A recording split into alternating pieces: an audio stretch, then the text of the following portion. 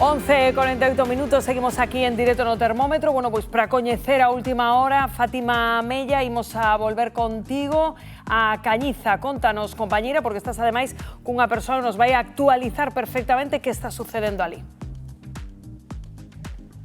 Efectivamente, estamos con César da Brigada de Prevención daqui da Xunta de Galicia. César, cal é a última hora que estades facendo agora mesmo?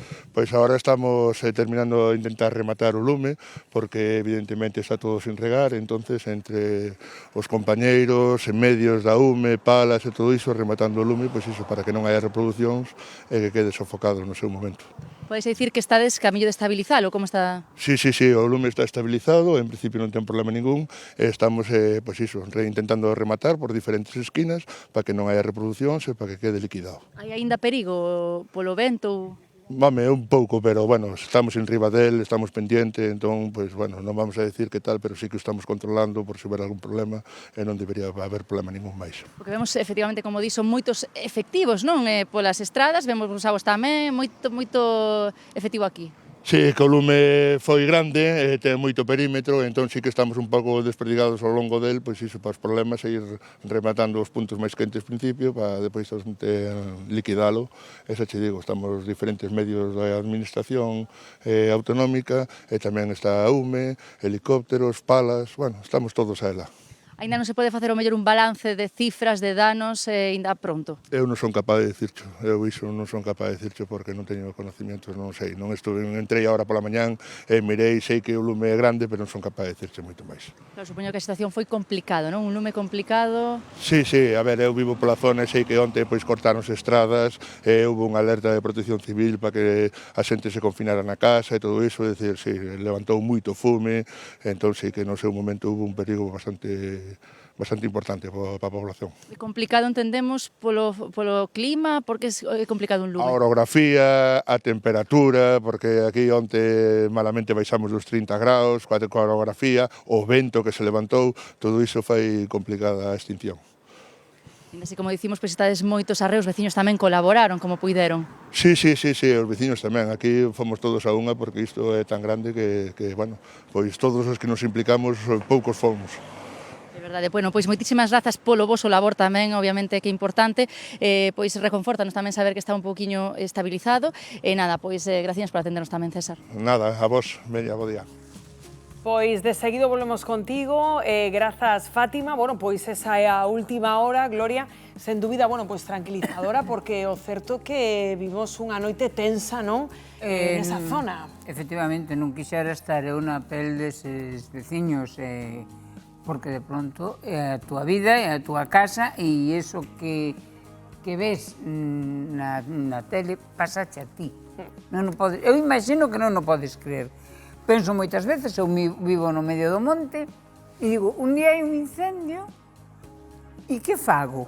Que faz? Salir da casa, marchar, e aí queda toda a túa vida, porque queda toda a túa vida, non hai máis. E ademais...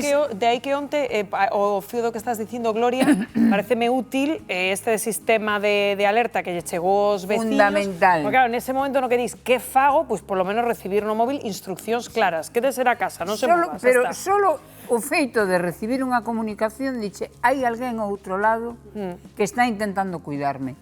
Eso xa me vale.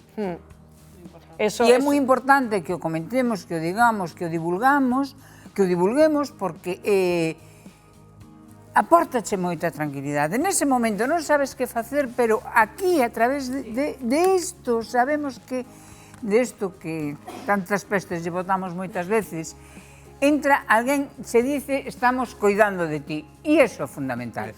O incendio de onte era moi complicado, denos exactamente as condicións máis axeitadas, o famoso 30-30-30, que non hai maneira. Totalmente, ese vento de nordés, calor, a maleza, tremendo. E logo, como apuntaban dende Delegación de Goberno, dende Medio Rural, que, home, estás investigando, pero, Manel, todo apunta que vendo como sucederon os feitos, eses puntos que comezaron a arder case de xeito simultáneo á beira da estrada, pois que de novo estamos ante un incendio probablemente provocado, non? Eso que non podo comprender eu. A quen lle sigue interesando prenderlle lume ao monte? Pero a quen? Hai motivos económicos, eu non sei, porque a veces a naturaleza tan sabe que eso se regenera, en uns anos regenera, pero está xogando con vidas humanas, con moitos medios que hai que poñer, hai moitas vidas. E digo, a quen lle interesa eso?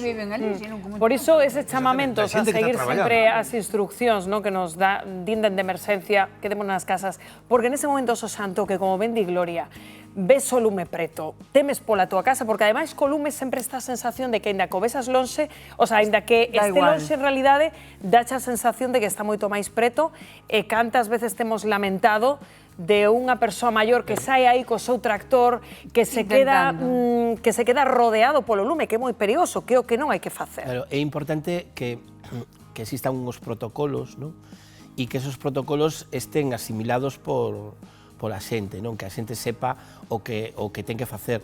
E, en todo caso, que lle recorden, como é esta advertencia, de que o que ten que facer en caso. De todas formas, este a min é un tema que me molesta moitísimo e pódeme moito, porque levamos moitísimo tempo co mesmo. Sempre co mesmo. Anos. Sempre co mesmo. Entonces, eu penso que, a ver, hai cousas que son imposibles, é dicir, que a naturaleza é como é, o 30-30, é dicir, danse unhas circunstancias e todo eso. Pero seguimos con incendios provocados. E depois chegamos a algúns países onde é un auténtico desastre. É certo que temos unha capacidade e temos uns medios de extinción moi amplios, moi avanzados e que traballan moi ben. Pero eu penso que deberíamos darlle... moi profesionalizados. Efectivamente, pero deberíamos facer unha cuestión de Estado este tema. Pois, Ana, agora mesmo che dou a palabra, pero precisamente o fío disto que estás dicindo, Xosé Antón, que nos preocupa, por suposto, temos a comunicación cun bombeiro forestal, Javier Estévez. Que tal, Javier? Moi bons días. Hola, bons días. Bueno, Javier, estamos falando da complexidade, dende o voso punto de vista como profesionais, cando tendes que enfrentarvos a un incendio forestal, que sempre ten que ser un reto para os servizos de extinción, como agora nos acaban de contar, non? Sí, bueno, para nós non é un reto un lume forestal porque é o que facemos todos os días. Sodes profesionais, iso está claro. Pero o problema desto é que cando se dan estas circunstancias climatolóxicas, a simultaneidade fai que o servicio vai ao límite da capacidade, porque hai moitos lumes e temos que repartirnos entre todos os lumes, claro. Por iso, esa mensaxe que estamos repetindo aquí, importante, de salientar a xente, sempre facer caso ás indicacións dos servicios de emerxencia, como a onte, cando preventivamente se lle pide a xente, que se quede nas casas, precisamente para non entorpecer, aí a vosa labor. Sí, a xente, faino con toda a boa vontade. De feito, aquí neste lume que estou eu, todo un lateral do lume apagaron os veciños nun primeiro intento cunhas cubas. Está moi ben esa tarefa, pero hai que ter cuidado porque ás veces despois ven unha das nosas motobombas e tópase un tractor no medio dunha pista e pode dar un problema, un pouco de perigo para esas persoas. Sí, que todo se fai con esa boa intención. Pois moitísimas grazas, Javier, por atender a chamada do termómetro e grazas sempre pola vosa labor. Nada, gracias a vos.